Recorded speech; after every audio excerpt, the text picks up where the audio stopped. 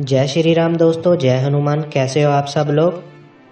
आज मैं बात करने वाला हूँ आपसे आज की एक साधारण व्यक्ति पर मारण किया होता है तो आपने सुना ही होगा।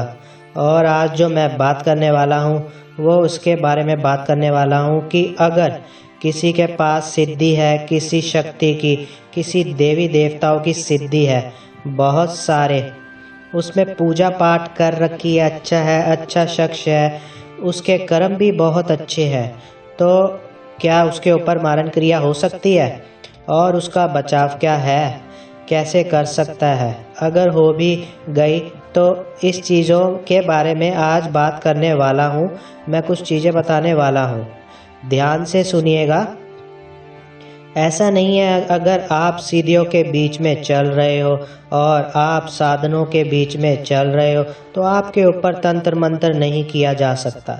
आपके ऊपर तंत्र मंत्र तभी किया जा सकता है जब आपका कोई डीएनए प्रूफ उसके पास हो, आपके पैरों की मिट्टी हो गई हो, आपके नाखून हो गए हो, आपके बाल हो गए हो, या आपके कपड़े हो गए हो, आपकी कोई भी चैन हो या आपकी कोई भी ज्वेलरी हो, आपका कोई भी फूड हो गया हो, खाना पीना जिसको आपने झूठा छोड़ दिया हो, आपका कोई झूठा पानी हो जो आपने छोड़ा हो।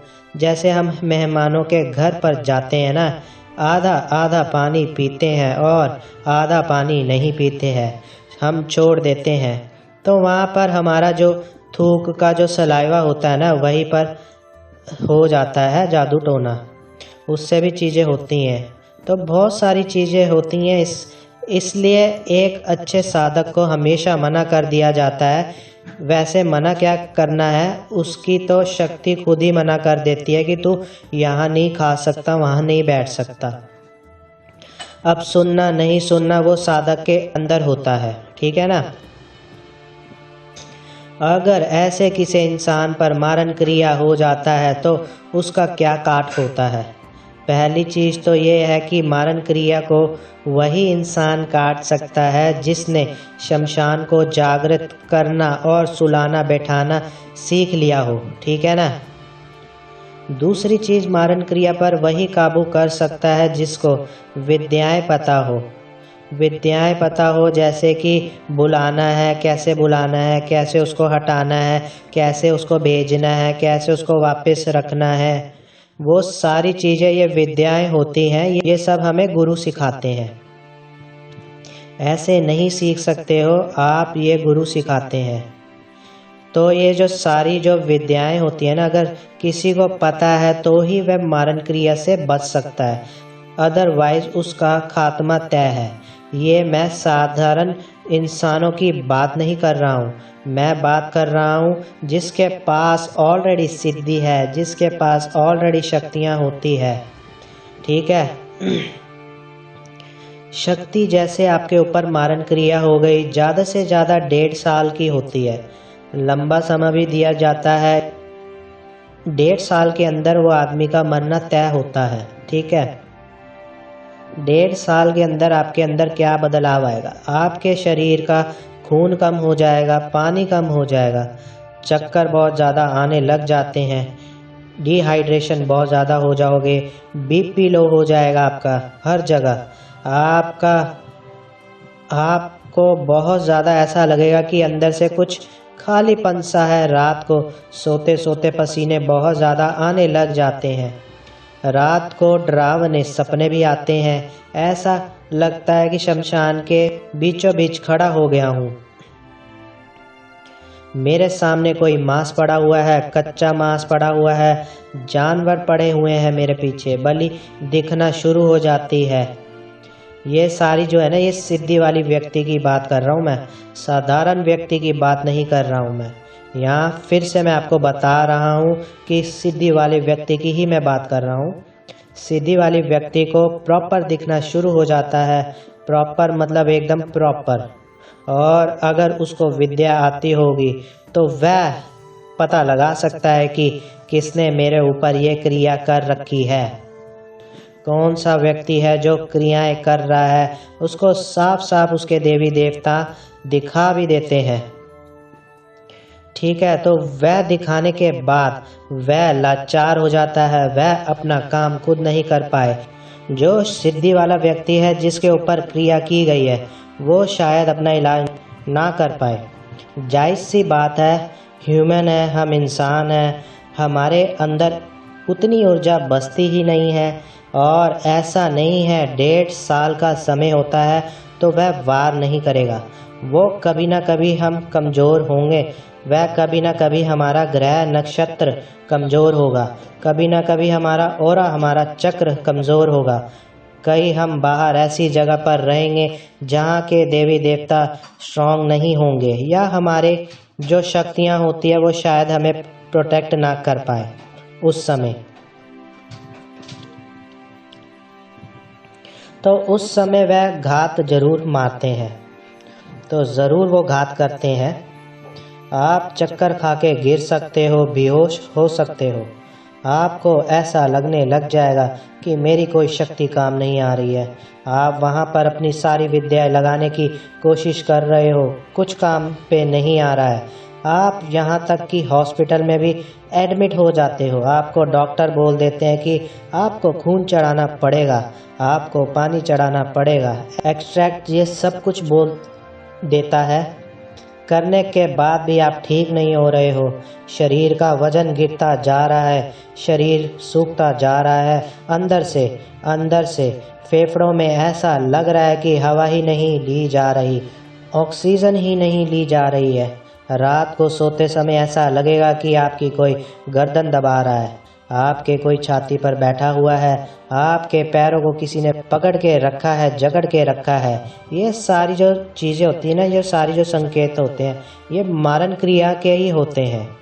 मारण क्रिया में भी ये देखा गया है कि इंसान को खुद अपने अंदर से स्वभाव में ऐसा आता है कि मैं सुसाइड कर लूँ, मेरी लाइफ में कुछ भी नहीं रखा है। वो सुसाइड करने भी चला जाएगा, बहुत सारी कोशिश करेगा, लेकिन ये साधारण व्यक्ति के अंदर देखा गया है कि सिद्धि वाले व्यक्ति के अंदर थोड़ा ये कम देखा जाता है। ठीक है, तो अगर इसका काट कराना है तो काट कराने के लिए विद्याएं होती हैं, मंत्र होते हैं, अलग अलग चीज़ें होती हैं, वह गुरु सिखाते हैं, उसके द्वारा आप मारण क्रिया को रिटर्न कर सकते हो। लेकिन जब सिद्धि वालों के लिए ऐसी चीज़ होती है तो जो सोचो कि जो साधारण व्यक्ति है उसके साथ क्या होता है। साधारण व्यक्ति की मौत निश्चित है। मारण क्रिया अगर उसके कर्मों में नहीं लिखी है कि मारण क्रिया से वह व्यक्ति शख्स नहीं मरेगा तो ही वह बच पाता है।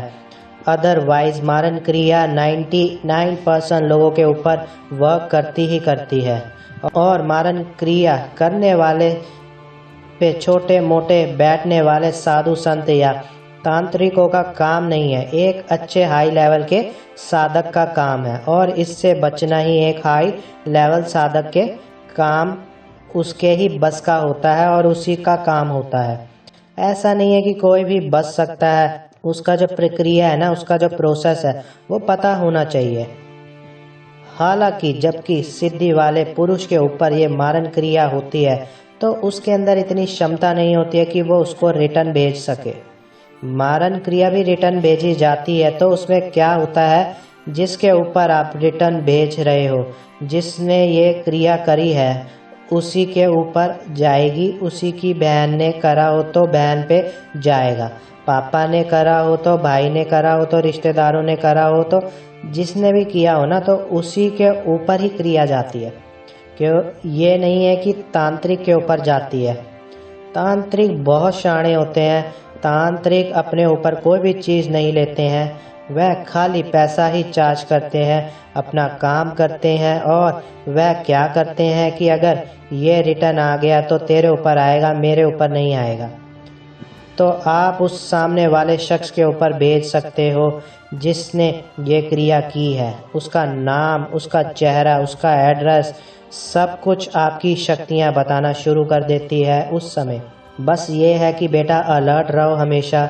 बहुत सारे लोगों को ये मोह हो जाता है कि नहीं, मेरे पास शक्तियां हैं, मुझ पर कुछ कोई नहीं कर सकता है। हाँ, नहीं कर सकता अगर आपने आपको या आपके अंदर कोई मोह माया नहीं है, आपके अंदर त्याग की स्थिति है, आप किसी से ज़्यादा इंटरेक्शन नहीं करते हो, आप ज़्यादा किसी से मिलते नहीं हो, आप किसी के घर पे नहीं जाते हो, आप दूरी बना के चलते हो, आपके अंदर समझदारी है, अपनी शक्तियों की बात हमेशा मानते हो, अच्छा बुरा हमेशा देखते हो, तो आपके ऊपर कैसे हो जाएगी मारण क्रिया।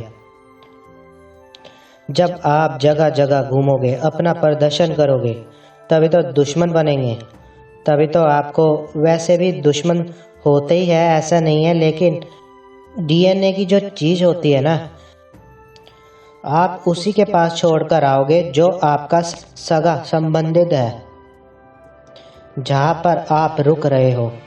इससे अच्छा है कि कहीं बाहर होटल में रुक जाना, किसी बाहर रेस्टोरेंट में खा लेना, ताकि वह सेफ हो सको तुम।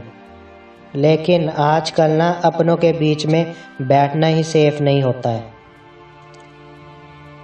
99.9% जो केसेस आए हैं मारण क्रिया के, वह अपनों ने ही किए हैं, अपने रिलेटिव्स के बीचों में से ही हुई है। पड़ोस नहीं करे तो, क्योंकि पड़ोसियों का आसानी से कोई भी चीज़ मिल सकती है सामने वाले व्यक्ति की, वह भी उनके रिलेटिव में से ही आते थे।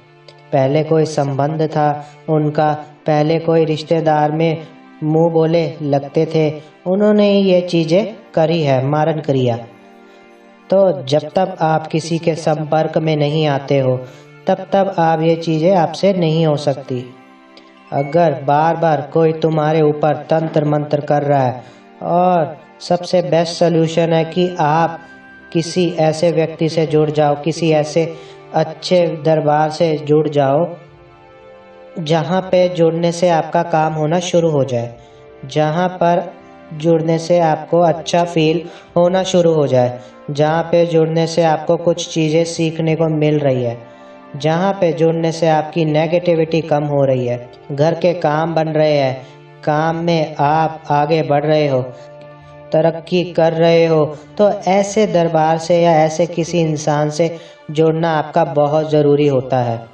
आपके पीछे दुश्मन पड़े हुए हैं, आधे लोग ऐसे ही परेशान हो गए हैं, यहाँ कभी यहाँ सर झुका लिया, कभी उसको गुरु बना लिया, कभी इसका सर झुका लिया। ये सब करने में कोई मज़ा नहीं है, कोई तरक्की नहीं है, कोई भी राहत नहीं है, कोई भी शांति नहीं है। एक ही इंसान से जुड़ो, एक ही दरबार से जुड़ो, या एक ही मंदिर से जुड़ो जहाँ पर तुम्हारा रोज का आना जाना रहे, या एक ऐसा इंसान का चुनाव करो जो आपको कुछ सिखाए, एटलीस्ट कुछ नहीं तो ये सिखाए कि नेगेटिविटी से कैसे बचना है। तो इससे आपका लाइफ टाइम तक फ़ायदा होता है, और आपका अपना फ़ायदे के साथ साथ आपके आसपास में जो व्यक्ति हो रहे होते हैं, जी रहे होते हैं, उनके अंदर लाइफ में प्रॉब्लम होती है, तो आप उनको भी बचा सकते हो। तो ये चीज़ का आपको खास तौर से ध्यान देना है। और मारण क्रिया से बहुत कम लोग वापस आए हैं। इतने सारे केसेस आ गए हैं मेरे पास, उसमें से जो केसेस निकल सकते थे ना, जिनके नसीब में लिखा था कि वह निकल जाएंगे, वह निकल चुके हैं, अच्छे हो चुके हैं। मेरे पास ज़्यादातर वैसे केसेस आए नहीं हैं मारण क्रिया के, लेकिन जो भी आए हैं उनको निकालना बहुत मुश्किल था, और मतलब मैं बता नहीं सकता कि कितनी तकलीफ़ हो जाती है ये सारी चीज़ों में निकालने के लिए। लेकिन अपना ज़्यादा से ज़्यादा ध्यान रखो यार, कहीं पर भी जाके खाना ज़रूरी नहीं होता है, कहीं पे भी जाके अपने गिफ्ट देना, अपने चीज़ों को सेलिब्रेट करना आजकल के वैसा माहौल नहीं है। बल्कि बिल्कुल भी कब तक एक साधक आपका साथ देगा, ये चीज़ का आपको ध्यान देना चाहिए। आई होप ये आपको चीज़ें समझ में आई होंगी। अगर कोई इसमें से सच में से कोई फंसा हुआ है मारण क्रिया से, तो उसके ऊपर बार बार होती है मारन क्रिया, उसको ये वीडियो शेयर करो, घर में बैठ के वह जाप करे, पूजा करे।